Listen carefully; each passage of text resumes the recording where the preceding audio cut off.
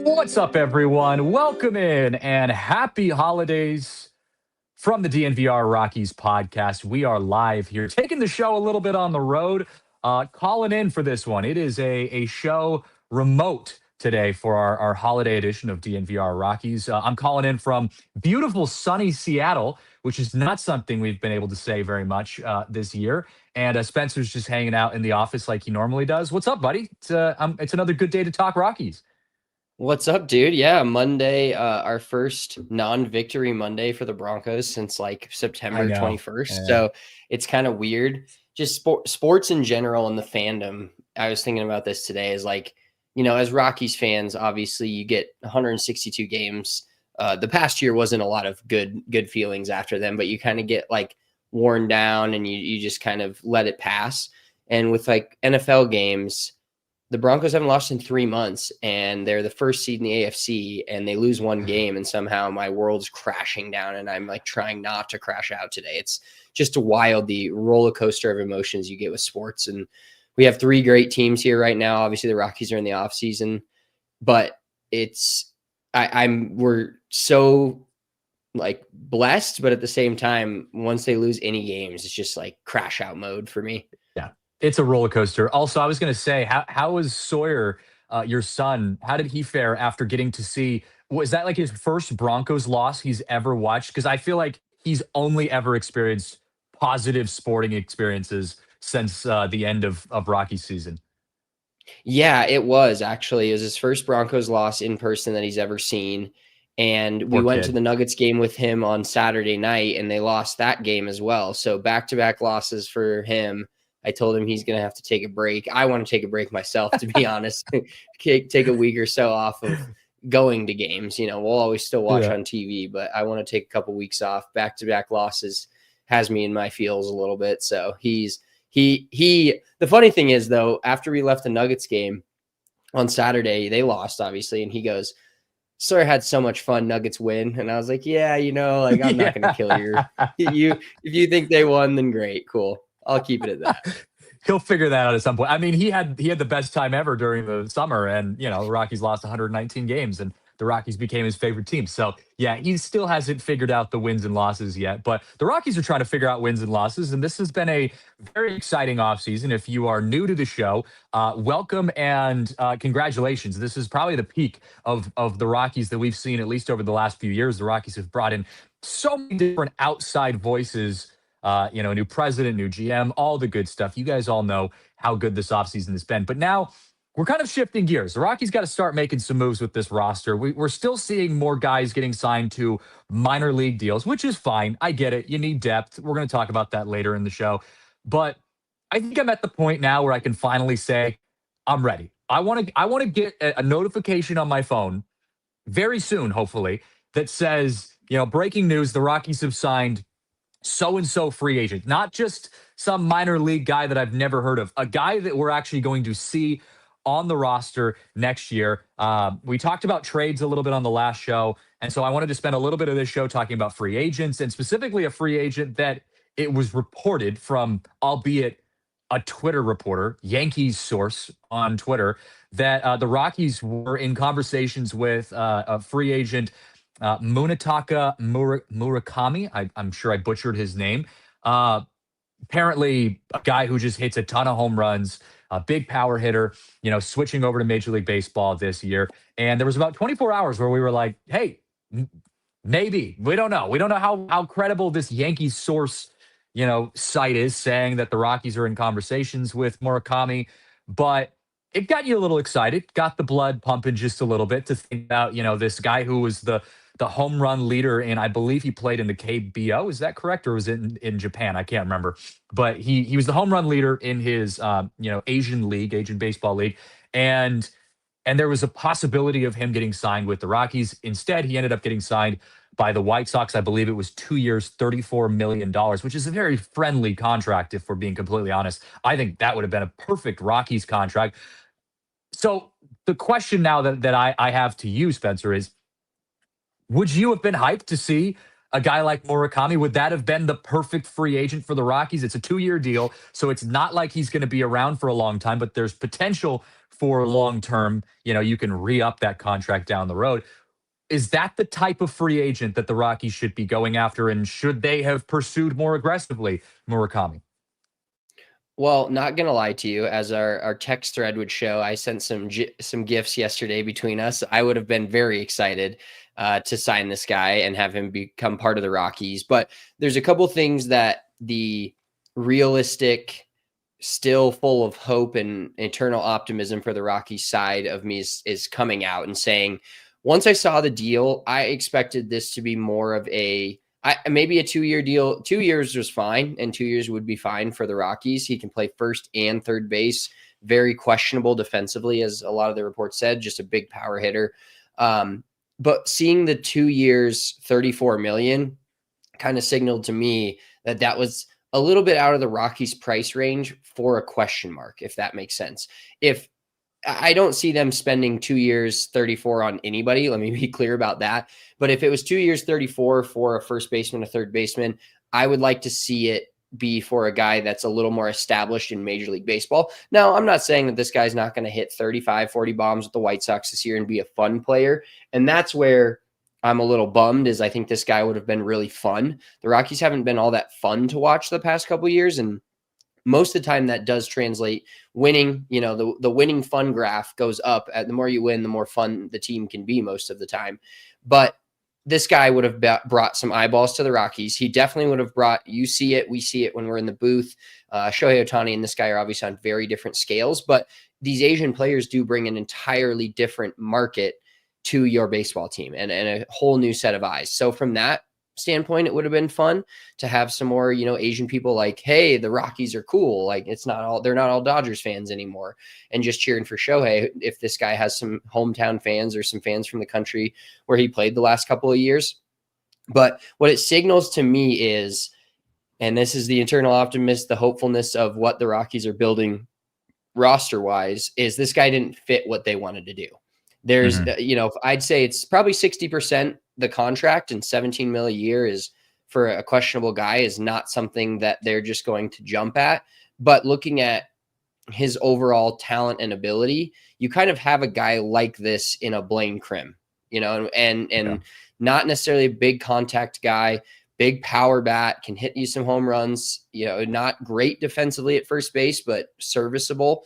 And so to me, the name and where this guy came from and the numbers are exciting, but the thought of the fit with the Rockies and their culture they're trying to build, which that word we heard a million times, and the guys that really want to build this team up with from the ground up, he doesn't fit that. And so I'm going to be okay with them losing out here. It is a little insane that they lost out to a team like the White Sox. Very interesting that, for the last couple of years, the 2 years ago, the Rockies would have been getting dunked on just as much as they did this whole last year, but the White Sox were so bad and legitimately setting records that, people talked more about the White Sox than the Rockies. And now last year, the Rockies were the doormat of the league. They lost the most games.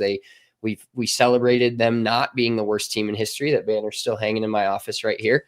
But the overall idea of building this team up from the beginning, I really don't think that this guy at that number fits what the Rockies are trying to do. Now, if he would have signed 2 years, $15 million with the White Sox, I would be a lot more upset today. But 2 years, 34 for kind of a question mark when your roster's, the White Sox aren't full of all-stars either, but when you're building from this part up, I wouldn't have paid that much money for a question mark where you don't know what you're going to get from him, and you don't have the funds to just throw 17 mil a year at a questionable player.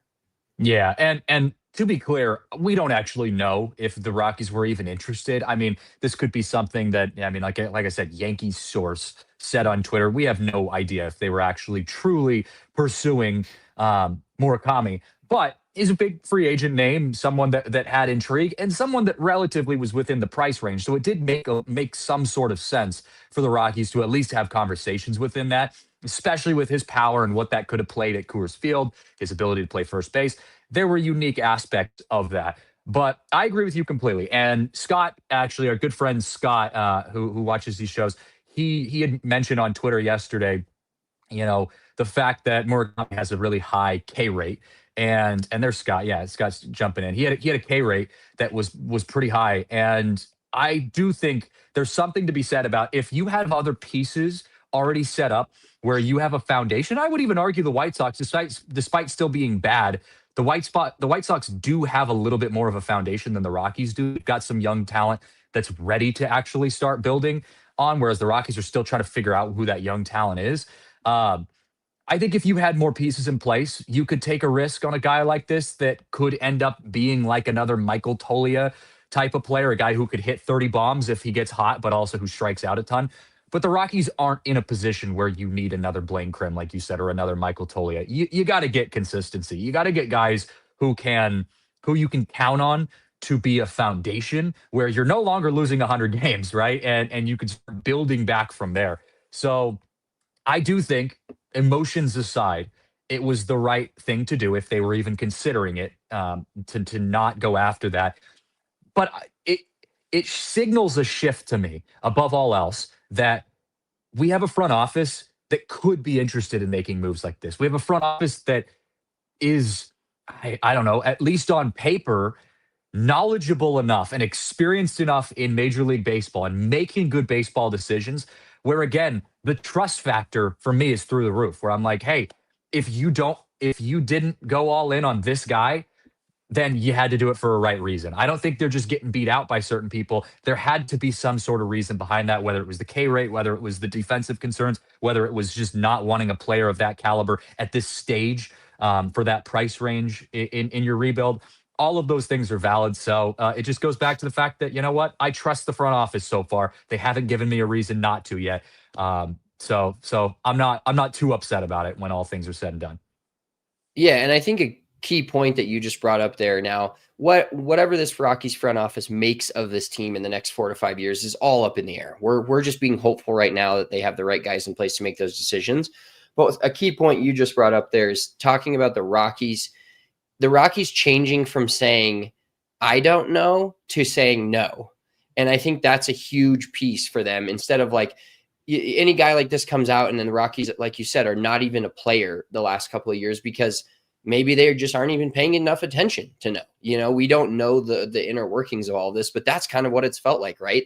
It's not like they're in on this guy because he fits your team and then you lose out, like you mentioned, to another team with more money, or he wanted to go to a different city. There's a lot of factors that go into free agents signing with MLB teams, but it felt like the past couple of years to me that free agents looked at the Rockies, or the Rockies didn't even look at the free agents and were just like, I don't know. This guy's he's plays in Japan. We don't have really the money. We don't really want to have the resources to go and actually scout this guy or actually figure out what he's going to be in the major leagues. Let's just pass and go for the safer signings like the Kyle Farmers and the Nick Martinis, or safe is a relative word there, but you know what I mean? And now it's like, all right, the Rockies may or may not have been in on this, like you said, just reported.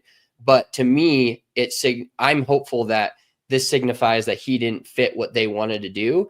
And while the money part is an additional piece to this, I think just the team building team aspect of it, they just said, all right, we're going to pass on this, but we are going to be more active in names like this going forward, which I don't think a single, obviously a lot of these guys have gone to the Dodgers. Shohei Ohtani went to the Angels first, of course, but the Roki Sasakis and all of the guys coming over from Japan and the Korean baseball leagues, the Rockies haven't even been a mention. So in a Rockies tilted world, this is a little bit of a win to even hear from a not so reputable source that the Rockies are potentially part of this. And signing with the White Sox clearly shows that he wasn't ready to go to a winner, or wasn't just like putting his foot down and I'm going to these 5 teams that were in the playoffs last year and have a chance to win it.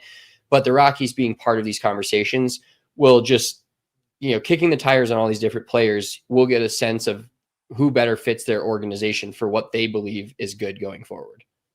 Yeah, 100%, man. I just hope we start hearing more things coming out. That's my thing. Is I want to start hearing, rumors that the Rockies are in conversations with so and so, and or like I said, just the breaking news alert from Jeff Passan saying that the Rockies signed Justin Verlander to a 1-year deal for, to finish out his career in Colorado. Like, just give me something, man. That's all I'm looking for right now. Speaking of that, though, we're going to pause for our first break of the show. After the break, let's talk about our Christmas list.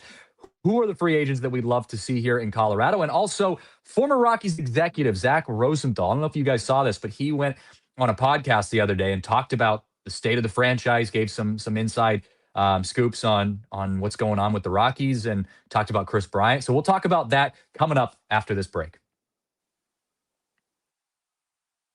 Well, I want to give a huge shout out right now to our friends over at New Built Construction, because we know that home emergencies can happen.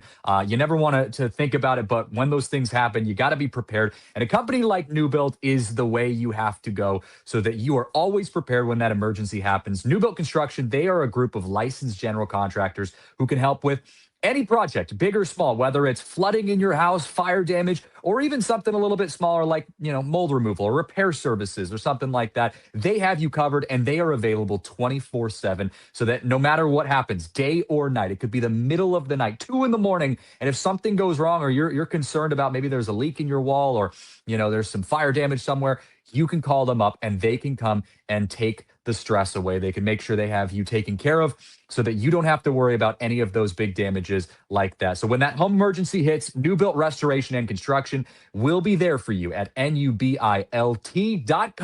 or 720-903-4254. Again, that's 720-903-4254. Let them know that the DNVR Rockies boys sent you.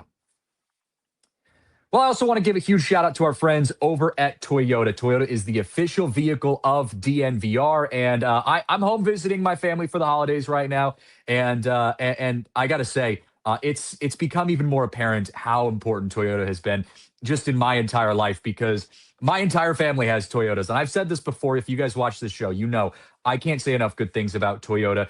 My grandma has a Toyota. My mom and my sister, they all have Toyotas. I mean, it's a family affair. And there's a reason for that, because Toyota is truly the best vehicle that is on the market. I mean, you can choose whether it's an SUV like the Highlander, or the 4Runner, or maybe you want to go with the truck like the Tacoma or the Tundra. You just can't go wrong. There's so many great choices, so many great options. And the reason that my family and myself personally really advocates for Toyota is because they last forever. I mean, yes, you have your normal wear and tear, but those vehicles are built to last. They are truly reliable, they are affordable, and they are just all around great vehicles. So if you're in the market to get yourself a new Toyota, visit your Front Range Toyota stores at a location near you. AutoNation Toyota, Arapahoe and Centennial, Corwin Toyota in Boulder, Groove Toyota in Littleton, Mountain States Toyota in Denver, Stevenson's Toyota East in Aurora, and Stevenson's Toyota West in Lakewood. Toyota is the official vehicle of DNVR. All right, back here on the DNVR Rockies podcast. And I don't know if you guys saw this. Spencer, you actually sent this to me. But Zach Rosenthal, who resigned as I think he was the assistant GM for the Rockies up until this last year.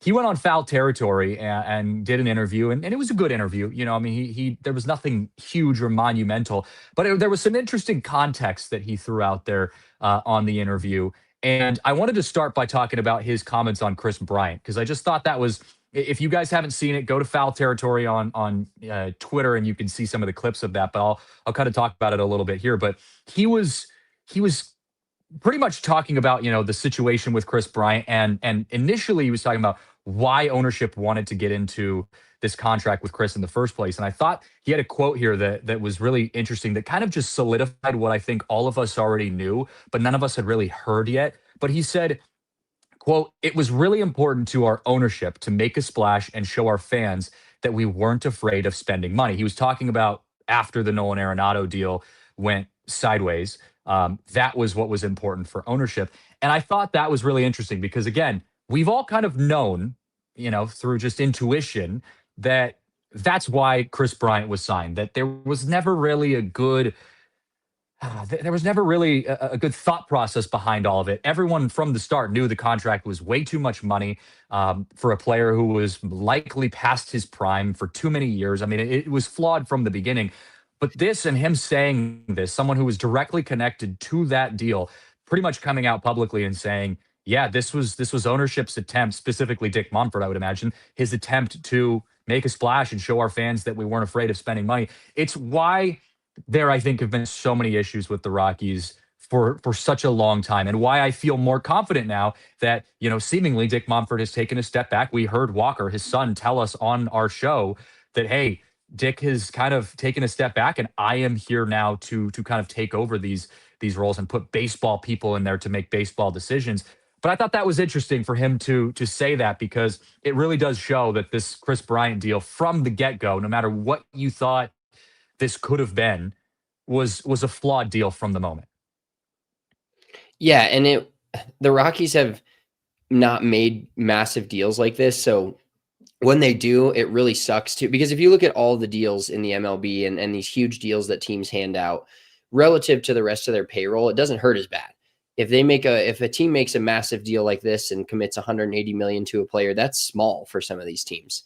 But the Rockies, when they commit this much money to a player that, like you said, a little bit past his prime, not the guy that we obviously hasn't played enough to even be the guy that we'd hoped he would. And then when he plays, he's not close to the Kris Bryant that won, was an MVP voter or in the MVP vote every single year for 5 to 10 years straight or whatever it was. And guys like that, when the Rockies make a big splash, you got to hope that it works. And so it's scary when they do, and it goes this badly, because it kind of set the Rockies back even further than they already were after losing guys like Nolan Arenado, DJ LeMahieu, et cetera. So it's unfortunate that the injuries have caused Kris Bryant to be this, but to be completely honest with you as well, I don't think he was the player, or would have been the player, even completely healthy, that they gave that much money to be not only on the field, but a team leader and a guy that can kind of, because the Rockies are so young, and they have been since the oldest the Rockies was 2017, 2018, they made the playoffs and they had a mediocre roster in terms of age. They had a few vets mixed in with a few young guys, but then they started to get younger and younger. And when you're young and you're really bad, it sometimes can be acceptable if you have a directional plan as an organization that you're going in.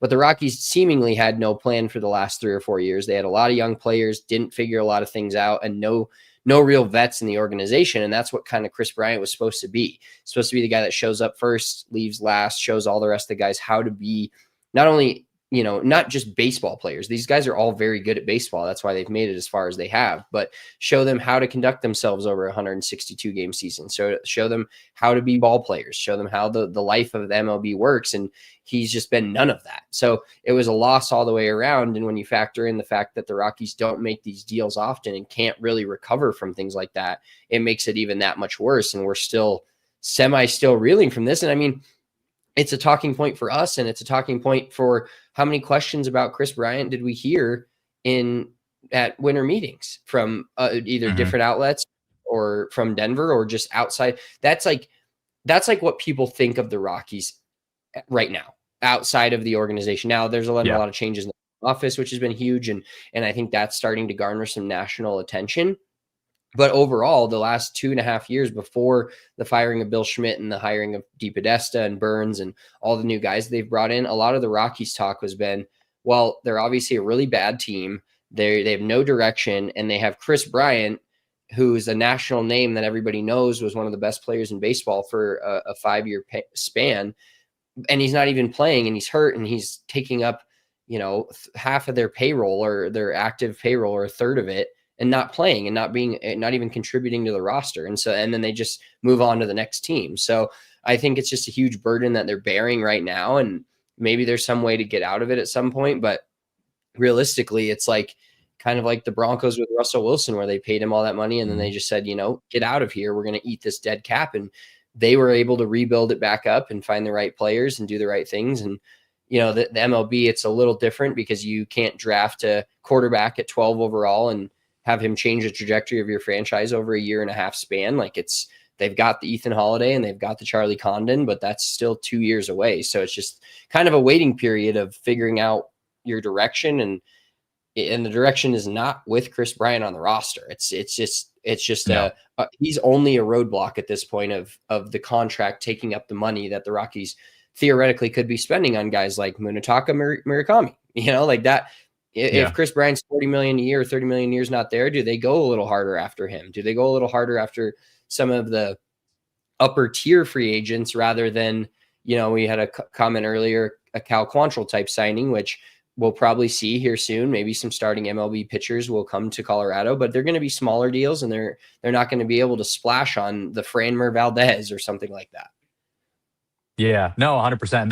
And that's I think the tough part about all this is that it's your Achilles heel right now. But I did think it was interesting. He followed up with that by saying, quote, when he's been in the lineup, though, it changes everything. Even though he's not the Kris Bryant of old, the professionalism of his at-bats, you kind of see that trickle down through the lineup when the younger guys see that. And I just totally disagree. I just don't see that. I've had conversations with players within the organization, and while no one has outright talked badly about Kris Bryant, there's nobody in there saying, "Yeah, Kris, we just love having him in the clubhouse. The young guys look up to him." Like, nobody's saying that. And again, I've heard he's a really nice guy. I've never talked to him personally because he just hasn't been there. But I've heard he's a nice guy. I'm sure the players that he plays with, his teammates, enjoy him as a human being. But as a baseball player, he's just not there anymore. I get that the injuries are really, really tough to get through. But I mean, I've talked to people who have just said, like, we got to move on. We've got to move on from Kris Bryant, to people within the organization, within the team. And I won't tell you who specifically because I don't want to out them. But there's, like I said, no one said anything bad about Kris Bryant. But I don't think people and his teammates, his coaches, all that kind of stuff are holding on to him because of his personality, right? He's a good guy, seemingly, but that doesn't mean that he deserves a roster spot on the Colorado Rockies when he's not playing, and he doesn't have the leadership of a guy like Kyle Farmer, who, we've talked to even Hunter Goodman on the show and said, hey, who's the leader? Who takes control for you guys? And everyone's answer is seemingly Kyle Farmer, right? And, we're sitting here saying, we could do without Kyle Farmer, but the guys at least really appreciate his leadership. And I have never heard that about Kris Bryant. So I just thought that was interesting, some of those points. He also, Zach Rosenthal, in his interview, he had said the front office could do a better job of supplying depth at the major league level to counter the longer recovery time from playing in Colorado. I thought that was interesting. We've heard so much about depth we heard it under Bill Schmidt. Haven't heard it as much from this new front office, but I'm sure it's a part of that. But to hear Rosenthal, kind of come out and say, hey, like, one of the challenges of competing with the Rockies is, recovery time, is the altitude. We all know that. But so, instead of, like you said, going after some of these bigger free agents, we've just got to hit depth. At what point do you stop worrying so much about depth and say, we just got to go out and get talent? I do think that's something I hope we see at some point. But it's just interesting to hear him talking about that specifically, and that aspect of the free agency, and that aspect of building a major league roster. Spencer, do we still got you? Oh, I think we might have lost Spencer.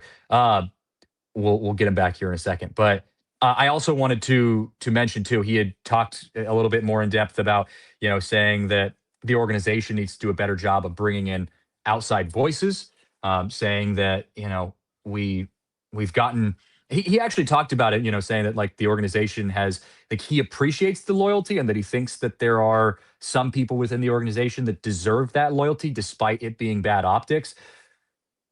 But saying that, you've got to supplement with more outside voices. And I thought it was funny that he said that, because it's what we've been talking about for years within with the Colorado Rockies of bringing in these outside voices. And now it finally feels like that's happening. It finally feels like we actually do have the outside voices, the people available to us that can help us kind of have these conversations that, like I just said, that we can trust to make better decisions. And that's been something that's been lacking for a very long time So the Rockies organizationally are headed in the right direction, but we got to start seeing some movement. We got to start seeing some free agent signings. Like Drew says in the chat, let's keep manifesting Luis Arraez to the Rockies. Man, I'm right there with you. I'm right there with you. If we're going to talk, we got to hit our next break here in a second, but we're going to talk in just a moment about that Rockies Christmas list that we were just mentioning, and he's at the top of my Christmas list. Anytime you're writing your list to Santa as a kid, remember you're writing your list to Santa as a kid, and you have like the big one, the big gift that you want to ask for. You say, Santa, I want a puppy. I want a new puppy. And you put that in the list, and deep down you're probably not going to get it. But man, if you get that puppy, it's the greatest Christmas you've ever had in your life. That's Luis Arraez. Luis Arraez is my puppy. He is the guy that I want, that I'm probably not going to get, but he would be a huge, and very fun present to find under the Christmas tree. So let's pause for our next break. Hopefully we get Spencer back here in a second. I got to check these messages too. And then we'll talk about our free agent Christmas list that we could want from the Colorado Rockies. We'll talk about that coming up in just a moment. All right, quick and easy break. We're back here. Like I said, we're working to get Spencer back here. It's funny. I actually feel like I'm the one who's been blurry for most of this stream. I don't know if it's my internet or not, but then we lost Spencer there. So hopefully he's rushing back into the stream. But Christmas wish list for the Colorado Rockies. I already just mentioned that Luis Arraez, he's the puppy, man. He's at the top of that wish list. I think just from an all-encompassing, from all of the factors that encompass what Luis Arraez is, and we've talked about it a little bit on the show, a guy who hits for contact, a guy who's consistent, doesn't go through a lot of slumps. Like, he just fits what I would expect the Rockies to want to work with this year. And I get that if there was anything that would turn Luis Arraez away from the Colorado Rockies, it would be the money, right? There's pretty good understanding that he will likely take a longer contract. It's a little bit safer, to be able to lock in a 6-7 year contract as a player and say that money is guaranteed through, the rest of your career, give or take. But if the Rockies could convince him to take a 4-year contract, even a 2-year contract, where you say, hey, we'll pay you even probably a little bit more than what we're comfortable with paying, but we'll use that as a bridge to bridge the gap, help bring some of these new players in, help kind of make the Rockies a better team again, I would absolutely love that. So Luis Arraez, absolutely on top of that list. Spencer, can you hear me? I can't see you, but can you hear me? Yes, I'm here and have been hearing everything. For some reason, It says my camera is not plugged in, and my camera is literally on my computer. So I have no idea what that is. But I'm here. Can you try calling in from your phone? Maybe that might help. Because that's what I'm on my phone, which might be one. Yeah, let me see if that works. I will do so that. Dip out, try calling from your phone, and then I'll give you a couple more free agents to go through here while we try to get him back. First base has been the biggest area of concern for the Colorado Rockies, of course, because you've got Blaine Krim, who is unproven and a guy that we just don't know what we're going to get. Probably we actually kind of know what we're going to get. It's just probably not good enough to be the guy. You got Blaine Krim. You've got Troy Johnston, which I forgot that he even existed. Those are your two first basemen at this point. So first base has been the spot that we're all looking towards. And you've got some decent, options. We kind of went through it on our last show. Ryan O'Hearn, Carlos Santana, Nathaniel Lowe, Luis Arraez is in there. Rhys Hoskin, even like a Justin Turner, right? Justin Turner, he's the guy, he's got about a 1 WAR if you're looking at his stats. He's 41 years old. Again, you're not looking for someone that you need to go long-term with. And when I wanted to talk about some of these free agents, I do want to specify, I don't need a free agent signing this year that's going to last us until the Rockies are good again. I don't, or through the Rockies being good. I don't need a free agent to sign here for the Colorado Rockies and be a part of the rebuild, in the sense of they're a guy that when the Rockies 5 years from now are in the playoffs, they're in the mix of this. I think I'm comfortable with seeing the Rockies sign a free agent that bridges the gap, right? That can be a good player that we can feel confident showing up to the ballpark and watching them play, but say, yeah, it's, the time isn't going to be there forever, right? Give us a couple years with this guy. It's why I think Luis Ariz, I would rather them sign a smaller contract to him, a shorter contract, I should say, 2 to 3, maybe 4 years at the most, where you say, hey, you're going to bridge our gap. You're going to get us to the point where we're good. And then, or where we built some of these young guys up. And then we can go out and sign some of the bigger free agents. Once the foundation of all this young talent, then we can sign some of the bigger guys. So from my perspective, I think just sign a bridge gap. Sign someone that you can have for a couple years. You feel good about them being there, and then you can kind of move forward with that. But Spencer, it looks like we've got you back, man. Or at least I can see you. Well, and in that same light, any of those guys could be like, they could be the Kris Bryant where they play and they're actually a leader of the team, and they are bridge to some of your younger guys like a Charlie Condon or whoever that ends up being. Because the fact of the matter is they do need some veterans on this team. But when we go back to the Kris Bryant talk, and don't want to beat that dead horse, but to me, a real leader of a baseball team, also, he leads by example. And there's no better example of that here in Rockies world than what we've had with Charlie Blackmon the past decade. Charlie Blackmon wasn't necessarily the most vocal, outspoken guy, but at the same time, he just was a leader by the way he showed up to the ballpark, by the way he showed the other players not only what it's like to play in Coors Field, but to be a major leaguer. And he just led by example. And you want to have a player that, he doesn't have to be the best player on the team. And any free agent signing the Rockies have, he most likely won't be the best player on the team, but an older guy, veteran MLB player that can come in and actually be a part of the roster that's winning or losing and inside the lines with the other guys, I think is a big key for the Rockies going into 2026 and bridging that gap. And maybe they, strike gold like they did with Mickey Moniak and guys like Michael Kodai or Justin Morneau back in the day, where they came to Coors Field and kind of revived their career. That's the ultimate goal. But having a guy that just fills a spot that you need and allows your depth, what little depth you have, but your depth to compete for those spots and become, like we heard in winter meetings, they're earning their spot at the major league level. They're not just there because we don't have anybody else. So I want to see some of those mid-level free agents take some spots here and sign here, whether it's just a 2-year deal, a 1-year deal, whatever that ends up being, to be part of the leadership group. Because I've always believed that as a fan of teams and just watching teams, like even if you're young, you need to learn, how to win, and you need to learn how to be a major leaguer or be a professional.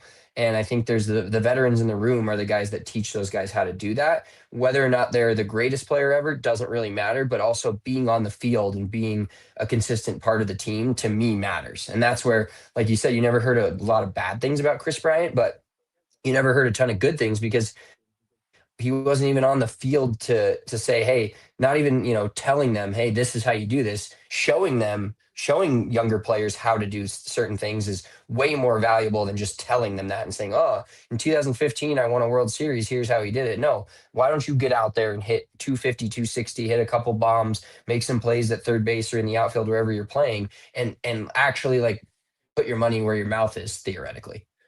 Yeah. And look, man, I've got a name here because I know I saw a couple people asking for specific names in the chat. And I've got a name here, first base. If we're talking about first base, a guy very similar to Munetaka Murakami, the guy who just signed with the White Sox, who was reportedly in conversations with the Rockies. Kazuma Okamoto, he's 30 years old. He was posted by the NPB Club on November 21st. He's listed as one of the top free agents, foreign free agents, international free agents on the market right now. Plays first base, and he's also another power hitter. I don't think at the same level as Murakami was, but he had 248 home runs through 1,000 games in Yomiuri. He had 6 consecutive 30 home run campaigns between 2018 and 23. So look, if you struck out on Murakami, again, allegedly, we don't actually know if they were in conversation, but allegedly, if you weren't able to sign Murakami, or for whatever reason you didn't want to, Okamoto could be a guy that you're a little more interested in, because the risk isn't as high. You probably wouldn't have to sign him for as much. He's 30 years old. He's theoretically in his prime. You could get your first baseman for a couple years, a big power hitter. He's got, his defense isn't as much of a concern. He can also play third base as well. I think that could be another fun option. So, I mean, you do have choices. There are players available. And I know I saw, I don't remember who it was in the chat earlier that said, there aren't really a lot of guys that stand out. I don't know if the Rockies are going to be able to sign someone who stands out, in the sense of like you're not signing the Kyle Tuckers, you're not signing the Cody Bellingers, most likely. You're going to have to find someone like good old Billy Bean and Paul DePodesta did back with the Moneyball situation with the A's. You're going to have to find the overlooked guys, the guys who are kind of living in the shadows a little bit, who's are overlooked by some of the bigger teams, and then you find a way to develop them into something more sustainable. And I think a guy like Okamoto, who's, like I said, 30 years old and someone who just hits a lot of home runs, that could be fun. That could be a fun challenge to see at Coors Field. And if it doesn't end up working out, you sign him to a 2-year deal, like Murakami. If he doesn't work out, you move on, right? It's an opportunity to grow as a team. So there are options. Ty France is another guy. You've got. I'm trying to look through this list here. We obviously know my guy Paul Goldschmidt, a guy that I would love to see. It's funny, I'm going through this list and I'm like, oh, Michael Tolia is on this list. He is a free agent as well. But yeah, there's a lot of first base free agents here that I do think between first base and pitching, that's probably all we're going to see from any notable names being signed this year.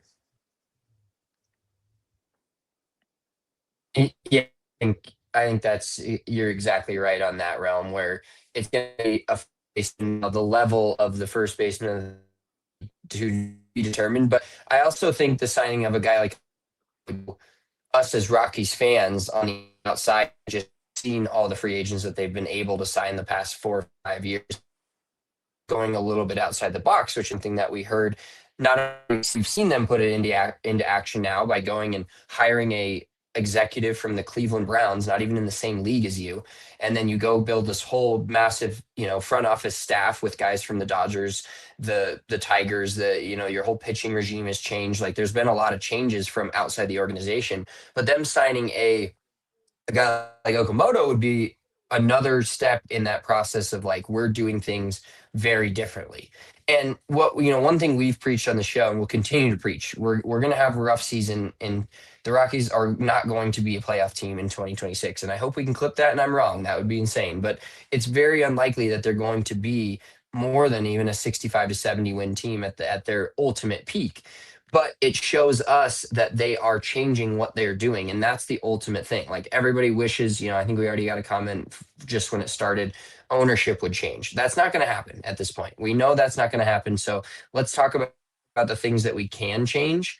And one of those things that we can change was the front office. And they did that. They changed the entire front office. One of the things that they could get better at and change was the pitching and the philosophy of pitching. Well, they fired everyone and they brought in all new people. So they're showing us that they're willing to change. And a signing like that of a guy that, the Rockies have not been very active in the Asian market. And it's not just saying that there's no guys available. They just haven't been as active as other teams. And not all of these guys are going to warrant the, 5-year, $100 million deals or the 2-year 34 even, which is kind of hefty for the Rockies to pay.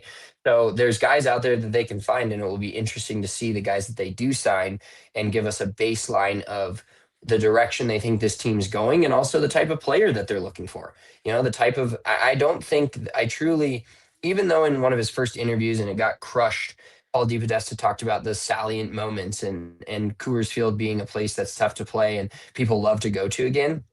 I truly believe that this front office and their staff will try to build a winner and not just try to sell tickets. And I know everybody's going to say, oh, they sell enough tickets already. You can always sell more tickets. I mean, the Rockies aren't just this massive, profitable organization that everybody thinks they are. If they have a winning team, they know they'll sell more tickets, but I don't think they're going to go for the grabs or the quick fixes or the band-aids in some of these guys that we know would sell more tickets. They're truly going to, trust the process, as the Philadelphia 76ers called it, that never ended up working out. They're going to trust their process on the type of guys and the type of culture they want to build.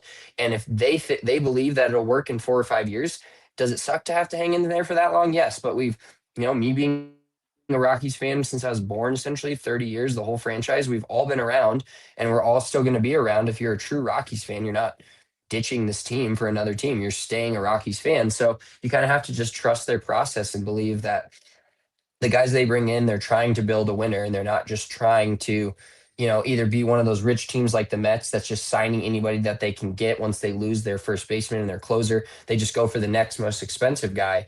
No, the Rockies need to find those guys that are overlooked in the shadows, like you mentioned, and guys that will truly build this team into a competitive baseball team rather than saying, oh, let's go sign.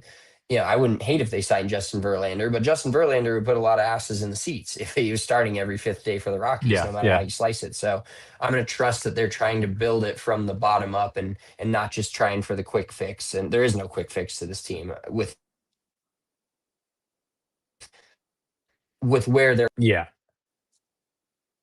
No, 100%. And the other part about this too is, you've got you struggle as an organization to sign pitchers, free agents, because there's all of the stereotypes and reality of pitching at Coors Field, pitching at elevation.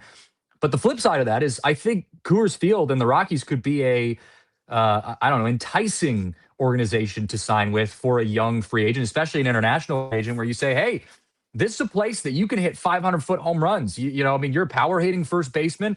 Come over here and we'll let you hit 50 bombs. Let's make that work. So I think that's interesting. I think that, this free agency thing, I do think at some point we're going to, we'll see something come down the pipeline for the Rockies, but I'm ready for it, man. I'm ready for it. Well, we got to pause for our last break of the show. After the break, we take a trip down memory lane and talk about one of the biggest moments that happened in Rockies history. We'll talk about that coming up in just a moment. All right, back here on the DNVR Rockies podcast, wrapping things up, final 14 minutes or so. Spencer, I don't know if you saw this tweet come down from our good friend Patrick Lyons with Rockies Insider. He tweeted this out yesterday. On this date in 2018, the Rockies signed Daniel Murphy to a 2-year, $34 million deal, letting DJ LeMahieu walk. And then famously, Dick Monfort, gave an interview later where he said, in hindsight, losing DJ was a big deal. We wish we could redo that. There's a lot of regrets. There's a lot of regrets within this organization. And I've talked to a lot of media members, and I wanted to get your take on this because I've actually talked to a lot of people aside from you that say that deal, the DJ LeMahieu deal and Daniel Murphy and all that situation, was arguably the biggest mistake, even more so than the Arenado situation, that the Rockies have ever made in starting the collapse of what we saw last year. Do you agree that that was one of, if not the biggest mistakes in Rockies franchise history? Yeah, it's definitely up there. It's a sliding doors moment a little bit, because I think one of the most frustrating parts when the deal was done, like the Arenado thing, you kind of have to put into a different realm, because it was very clear that he didn't want to be here. And we've seen that happen in multiple different sports with Carmelo Anthony and the Nuggets, where a guy truly doesn't want to be in your city. He doesn't want to be on that team anymore, and kind of puts you in a weird spot. Like, you have to deal him, but at the same time, that other teams know that he wants out. It's not like you're calling up a team randomly and saying, hey, we're thinking about dealing Nolan Arenado. What can you give us? And then you got teams in a bidding war. Instead, it turned into, oh my God, we have to get rid of this guy. How are we going to do it? And you do it by getting a bunch of no-name players, essentially, or what turned out to be no-name players. You get one major league level starter who had a couple decent Rockies specific years, and then basically couldn't, just completely broke down both mentally and on the field last year, and is not going to be on the roster anymore. And you paid them $50 million. So it looked like a really bad deal. It was a really bad deal, and it kind of started this whole process. But the DJ LeMahieu thing is frustrating because he won a batting title here. I don't know how many balls in the couple of years that he hit off the right field scoreboard. Just, the guy was one of the true legends of the game of using the opposite field, and so much fun to watch, because that's how I was in high school. I kind of pride myself on hitting that base hit over second base, or the double down the right field line as a right-handed hitter. Just like one of those things you don't see a ton. And so they let him walk. And then they go sign another guy who, on the back half of his career, on the back nine, if you will, to use a golf term, who, for relatively the same contract that DJ got, or maybe even more at the time, And you're thinking, why don't you just keep your own guys? That's the frustrating part, is if a guy wants to leave, fine. It does suck as a fan, and it sucks being like not wanted as a human, just in general, whether it's your sports team or personal life or whatever. But when a guy like that's just having so much success and just a rocket at a key position at second base for you, and then you just say, all right, we're going to let you go, but we're going to sign a guy that's not near as good as you to a deal that we probably could have just given you. And then he's going to come here and try to play first base and try to hit, the only thing that was different is Daniel Murphy hit from the left side. Literally, I don't know. That's the crux of it. Oh, we need a left-handed bat, which the Rockies right now in this moment do. They need a good amount of left-handed bats, I would say. But overall, you're like, it just made no sense. And DJ was such a fan favorite. If you go to Coors Field, you see a lot of old jerseys, and then you see a lot of those are DJ LeMahieu. I mean, he was one of the just most humble, best players to watch and fun. Pretty good defensively at second base, great hitter, and was truly at the time one of the Rockies' success stories when they traded for him, because they just traded. They made a Rockies level trade of a AAA prospect level player for another AAA prospect level player at the time, and you turned him into a batting champion. So it felt like a success story that you then just let walk and kind of, go to the Yankees, which hurt even more, and kind of just ruined the whole optics on it from the team's perspective. Yeah, well, and he also still really likes Colorado. I mean, when he was here with the Yankees, when the Rockies were playing the Yankees, we talked to him. He had nothing but good things to say about the Rockies. I mean, I remember like having this conversation with him, and he just was like, "I'm so happy to be back. It's so nice to see everyone again." I mean, like you think about Tulo and how much bad blood there is between the Rockies and Tulo, or specifically Tulo and the Rockies. Nolan, I think Nolan's healing a little bit. I think he doesn't have as much bad animosity towards the Rockies. But DJ was like, dude, I'd come back here, man. Like this was great. I have so many good memories here. And so I think that's the part that makes it worse, is like you said, it didn't make sense. You're like, this guy's awesome. He's a great player. He's a great person. Like what? And you paid someone else the same amount that he got paid. He got paid from the Yankees. So like, what are you doing? But everything's in hindsight. Hindsight's 2020. There's a lot of mistakes that you can point to the Rockies, kind of starting their downfall. That was, I think, one of the bigger ones, though, because it just opened the floodgates at that point, and it led to a lot of other things that led to the Rockies being where they are. But I want to change gears as we wrap up the show. Spence, I don't know if you had seen this circulating on Twitter. Do you follow MLB Hall of Pretty Good on Twitter? I hadn't. I did follow them like 2 days ago because they were just spamming my Twitter feed with Rockies content. I was loving it. So yes, now I'm a current follower of the Hall of Pretty Good. Yeah, I was. If you guys don't know this, on Twitter, there's this account called MLB Hall of Pretty Good, where they basically, it's like a legit thing. They like go deep into the stats, and they have voting and all this kind of stuff, where they basically vote on, and they have fans vote on players who weren't good enough to make it to the Hall of Fame, but were good enough to just be, as they put it, pretty good. And what I was really realizing as they were going on a legitimate Rockies bender for the last couple days, the Rockies are an organization that just lives with pretty good. Like that is like this entire organization is built off of guys who are in the Hall of Pretty Good, right? You've got a couple Hall of Famers, of course. You've got, your Todd Helton and Larry Walker. Like you've had some legacy players, but this is an organization that is just all pretty good players from its entire history. And so I wanted to go down my list and the list that they put out there for some of those players. Now, albeit all of these guys haven't been inducted into the Hall of Pretty Good, but I wanted to see if you had any other suggestions on guys who could have just been pretty good in their realm. But Ubaldo Jimenez is the one guy that they actually had voted into the Hall of Pretty Good, which is fair. Not a Hall of Famer, but he was damn good when he was a Colorado Rocky. Actually, one of the best pitchers in all of baseball when he was at his prime with the Rockies. But then he kind of tapered off, as a lot of Rockies pitchers do. He kind of fell off the map a little bit.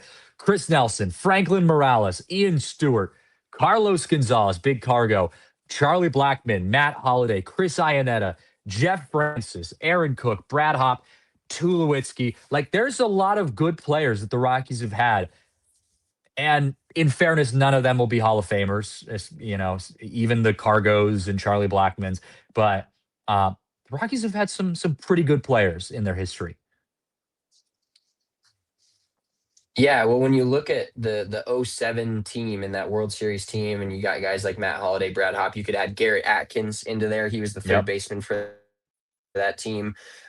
Guys like Kaz Matsui was fun for a couple years. We had him hitting grand slams in Philly, that playoff run. There was a lot of guys on the Rockies. And what's funny about it is it kind of encapsulates what the Rockies are now.